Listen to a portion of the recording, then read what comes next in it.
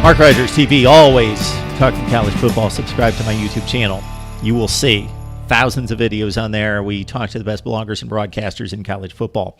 All right, what I've done right here is I have rated the conferences, and it's very difficult to do. There's no question the SEC was the best conference in college football from about 2005 to about 2013. No question, no debate. Now, I think the national media missed it, that they did not dig into the information and the results to see that the other conferences were closer than the national narrative. The SEC wasn't that much better than everybody else, but it was better. There was no question about it. Over the last few years, it's been a very good debate. The Big Ten's been shining in certain areas, but fallen off in other areas, meaning postseason play last year. The ACC, of course, had a 10-3 bowl run and looked very impressive. But what about 2017?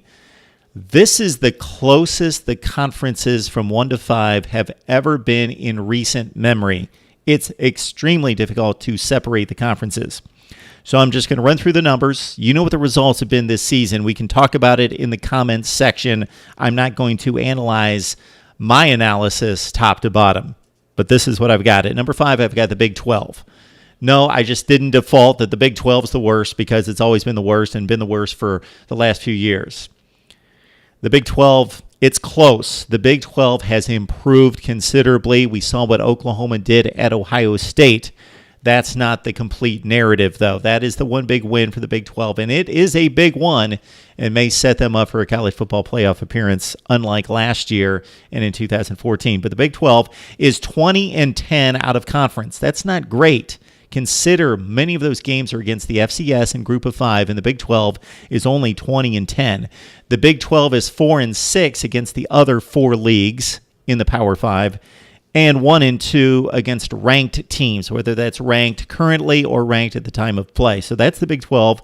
And, of course, the one major matchup just this past weekend was Texas Tech taking out Houston. Impressive win for the Big 12 when you consider that Texas Tech is typically the last couple of years and coming off a pretty marginal team in 2016. Defeating Houston's a nice win, 27-24. Good win for the Big 12.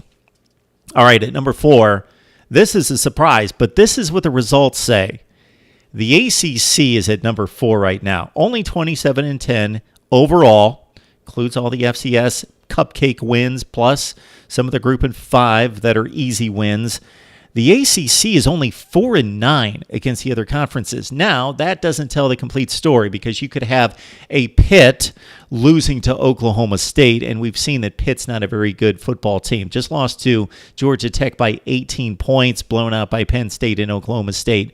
But that's a loss to the Big Ten. That's a loss to the Big 12. Now, Penn State and Oklahoma State are so much higher in their conference seedings than Pitt. So 4-9 doesn't tell us everything, but it says something for the drop-off this season from the ACC, and only 2-5 against ranked teams. This past weekend, of course, Syracuse lost to LSU. Not a big deal there, and actually played them very well in the Bayou. Virginia with an impressive win on the blue turf against Boise State. That was impressive. Watch that game. Miami defeating Toledo as expected, but they won convincingly in the fourth quarter after trailing early. Okay, at number 3, we've got the Pac-12. The numbers are impressive for the Pac-12, but the competition has not been great. The Pac-12 is 27-7 against out-of-conference competition, 7-2 against the other leagues. So think about it. USC knocked off Texas, UCLA over Texas A&M. We've got Oregon with a win over Nebraska, and Utah defeating BYU, and so forth and so on. Cal with nice wins over Ole Miss and North Carolina. So Cal has helped out the league considerably with those 2 wins. So 7-2 against the Big 12, the Big 10, the ACC, and the SEC. 0-1, only one game against a ranked team, and that's against San Diego State. So that's where the Pac-12 hasn't really been tested. 0-1 against ranked teams, and that was San Diego State. Stanford losing that game. All right, at number 2, we've got the Big 10. 31-10 overall. 9-6, a respectable 9-6 showing against the other leagues, including Notre Dame, and that loss Michigan State suffered Saturday night. 1-5, though, against ranked teams. So that's Ohio State losing to Oklahoma. Michigan with the win against, of course, against Florida in the opener. That's Northwestern losing to Duke. Not a good showing right there out of the Wildcats. Of course, that's a number of games right there. And that's some understandable losses. Like Rutgers loses to Washington. We would expect that.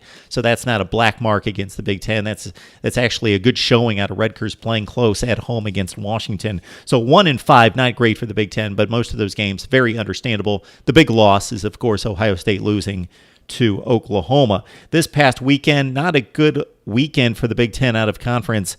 Central Florida blowing out Maryland at College Park, and also Notre Dame over Michigan State, of course. And then finally, we've got the number one league in America. And I said this before the season started, despite the knocks that the SEC has taken in recent years and not playing well in postseason play, and its teams in the 2 through 7 slots not breaking forth into the top 10 as they typically do. There being that gap between Alabama and everybody else, and not being that Auburn or Georgia or Florida of the past 10 years that's been number 5 in the country, number 7 in the country, not filling those slots between 1 and 15, having a lot of decent teams, a lot of 8-4 teams. And it's shaping up like that again this year. But the way this league is played against the other leagues, 30-6 out of conference, 9-7 against the other conferences, and 3-5 against ranked teams. So that's, of course, Florida lost to Michigan, but Alabama beat Florida State, and so forth and so on. Those are the rankings out of conference. 3-5 against top 25 teams for the SEC. This past weekend, South Carolina beats Louisiana Tech barely, and Tennessee knocks out UMass barely. So not good showings out of the SEC Eastern Division in particular, but the SEC right now, and it's close. I would not have a huge argument or call anyone a knucklehead or idiot out there if you're going to claim that somebody else is the best conference. I'm going by the numbers. I generally, in my mind, and watching the games and knowing the talent on the field, think that the SEC is the best. The ACC's 2, the Big Ten 3, the Pac-12, and the Big 12 very close 4-5. But the numbers, I'm going by the numbers here, with the SEC at 1, Big Ten at 2, Pac-12 at 3, ACC at 4, and the Big 12 at number 5. Let's talk it up. College football all the time. Subscribe to my YouTube channel right here on Mark Rogers TV.